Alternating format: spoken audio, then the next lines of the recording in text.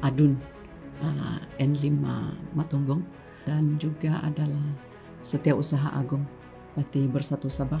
Pada tahun 1985 itu saya masih lagi sebenarnya di bangku sekolah, berumur 14 tahun, tingkatan 2 lah waktu itu, berada di Beaufort, bersekolah lagi. Of course 1985 adalah perkara yang besar. Kalau ditanya apa yang berlaku, mungkin ketegangan yang ada pada waktu itu, of course ini daripada segi bacaan dan penceritaan senior kita di dalam waktu itu.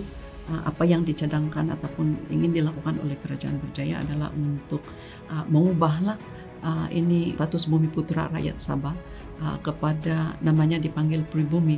Dan bila dipanggil pribumi, dalam pemikiran itu ingin pula memasukkan ada banyak orang-orang lain di dalam klasifikasi itu, termasuklah yang berketurunan Indonesia, Filipina, dan juga Pakistan. Ini yang saya ketahui dan saya baca lah. Perkara yang kedua yang tidak begitu disetujui dan tidaklah berpuas hati Tan Sri pada waktu itu adalah tindakan untuk memasukkan pesta menua itu dan kemudian dijadikan pula pesta rakyat. Kejadian tersebut telah mengakibatkan beberapa tindakan lah daripada pihak kepimpinan tertinggi Jaya juga pada waktu itu, dan dalam masa yang sama juga Tan Sri sebagai anggota kabinet dan saya pikir juga adalah pemimpin tertinggi di dalam parti itu. Dalam satu kejadian itu beliau telah diusir. Perkataan diusir itu adalah sesuatu yang sakit untuk mana-mana pemimpin, so telah diusir.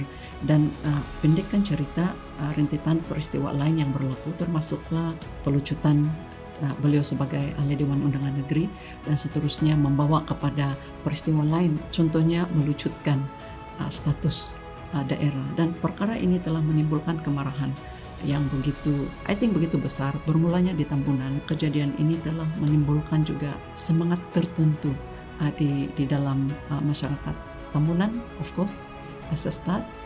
Dan setelah itu dia merembak kepada community lain ataupun kepada daerah lain. Hal yang dilakukan, I think lebih jelas kalau kita katakan itu bentuk penindasan.